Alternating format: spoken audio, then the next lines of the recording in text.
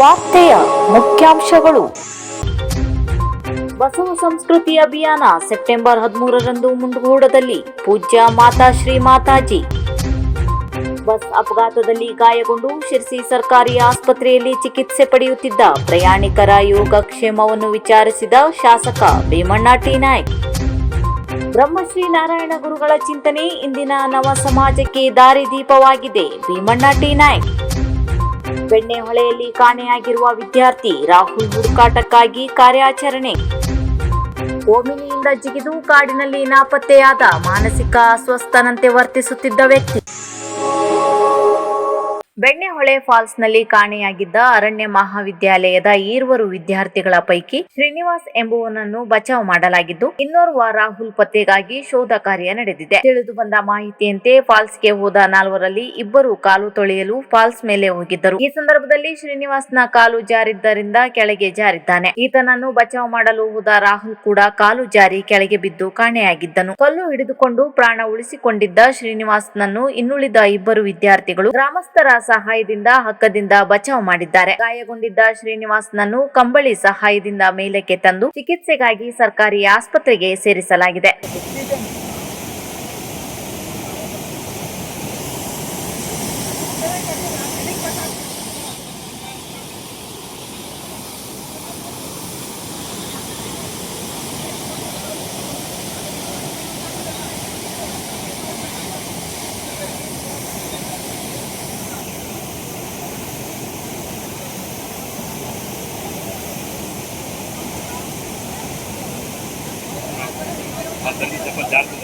ಇದು ಗ್ರಿಪ್ ಐತೆ ಮರ ಯಾಲಕ್ಕೆ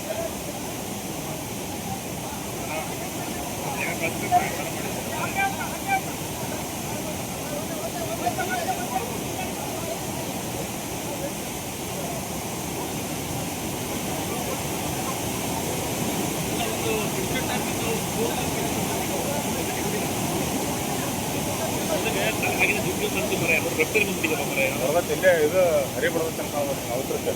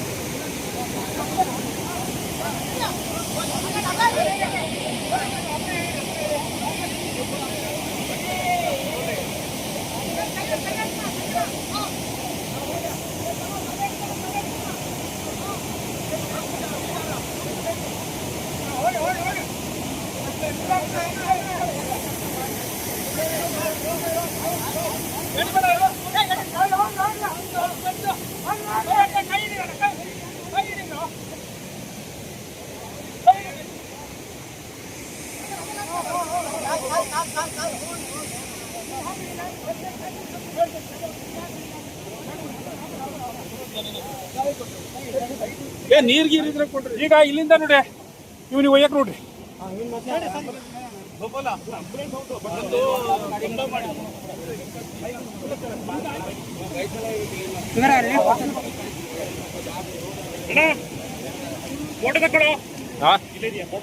ವಿಡಿಯೋ ಮಾಡೋದಿತ್ತು.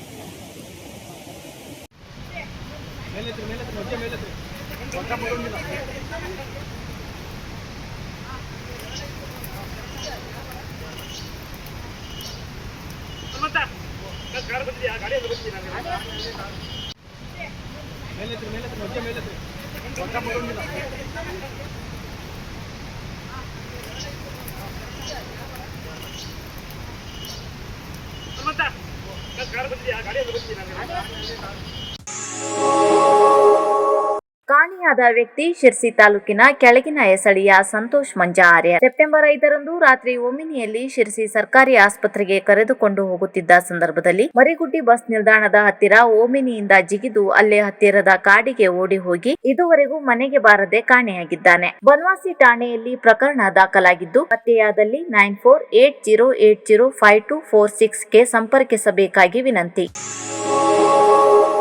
ನಿನ್ನೆ ಕಾನ್ಸೂರು ಬಳಿ ನಡೆದ ಬಸ್ ಅಪಘಾತದಲ್ಲಿ ಗಾಯಗೊಂಡು ಶಿರಸಿ ಸರ್ಕಾರಿ ಆಸ್ಪತ್ರೆಯಲ್ಲಿ ಚಿಕಿತ್ಸೆ ಪಡೆಯುತ್ತಿದ್ದ ಪ್ರಯಾಣಿಕರ ಯೋಗಕ್ಷೇಮವನ್ನು ಶಾಸಕ ಭೀಮಣ್ಣ ಟಿ ನಾಯ್ಕ ಅವರು ವಿಚಾರಿಸಿದರು.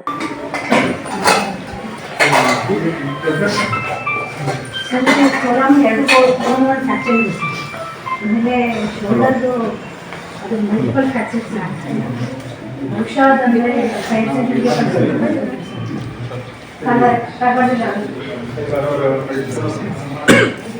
ಮಾತಾಡಿದೆ ಸರ್.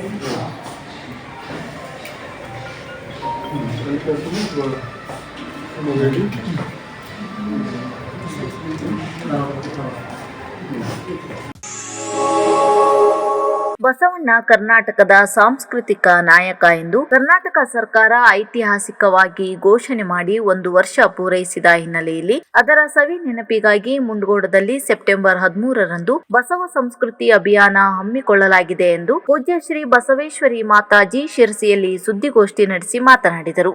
ಸುದ್ದಿಗೋಷ್ಠಿಯಲ್ಲಿ ಬನವಾಸಿಯ ಹೊಳೆಮಠದ ಶ್ರೀಗಳು, ಮಾಜಿ ಶಾಸಕ ವಿಎಸ್ ಪಾಟೀಲ್, ಜಯಶೀಲ ಗೌಡ, ಜ್ಯೋತಿ ಪಾಟೀಲ್, ಶಿವಯೋಗಿ ಹಂದ್ರಾಳ್, ಗಣೇಶ್ ಸಣ್ಣಲಿಂಗಣ್ಣನವರ್ ಇತರರು ಉಪಸ್ಥಿತರಿದ್ದರು. ನಿರ್ಮಾಣವನ್ನ ಮಾಡಲಿಕ್ಕೆ ಬಸವಣ್ಣನವರು ಶ್ರಮಿಸಿದ್ರು. ಅವರ ತತ್ವಗಳನ್ನ, ಅವರ ವಿಚಾರಗಳನ್ನ ಜನಸಾಮಾನ್ಯರಿಗೆ ಮುಟ್ಟಿಸ್ಬೇಕು ಅನ್ನುವಂಥ ಉದ್ದೇಶದಿಂದ ಕರ್ನಾಟಕದ ಬಸವನ ಬಾಗೇವಾಡಿ, ಬಸವಣ್ಣನವರು ಹುಟ್ಟಿದ ಊರಾಗಿರ್ತಕ್ಕಂಥ ಬಾಗೇವಾಡಿಯಲ್ಲಿ ಉದ್ಘಾಟನೆಗೊಂಡು ನಂತರ ಬೆಂಗಳೂರಲ್ಲಿ ಸಮಾರೋಪ ಆಗ್ತಾ ಇದೆ.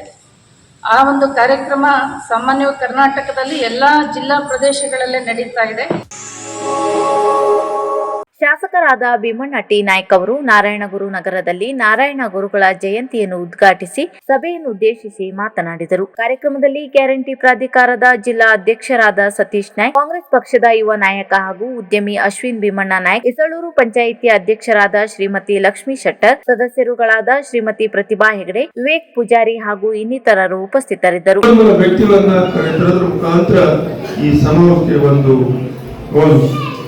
ಇರ್ತಕ್ಕಂಥ ಸಭೆ ಮುಂದಾಗಲಿ ಅನ್ನೋ ಮಾತನ್ನ ಈ ಸಮಯಕ್ಕೆ ಬಯಸ್ತೇನೆ. ನಾನು ಒಟ್ಟಿನಲ್ಲಿ ಇವತ್ತು ಬಂದಾದ ಕಾಲ, ಇವತ್ತು ನಾವೆಲ್ಲರೂ ಕೂಡ ಶಿಕ್ಷಣವಂತರಾಗಿದ್ದೀವಿ. ಇವತ್ತು ಕೇಂದ್ರ ಇರ್ಬೋದು, ರಾಜ್ಯ ಸರ್ಕಾರ ಇರ್ಬೋದು, ಸಾಕಷ್ಟು ಕೆಲಸ ಇದೆ, ಸಾಕಷ್ಟು ಶಿಕ್ಷಣಕ್ಕೆ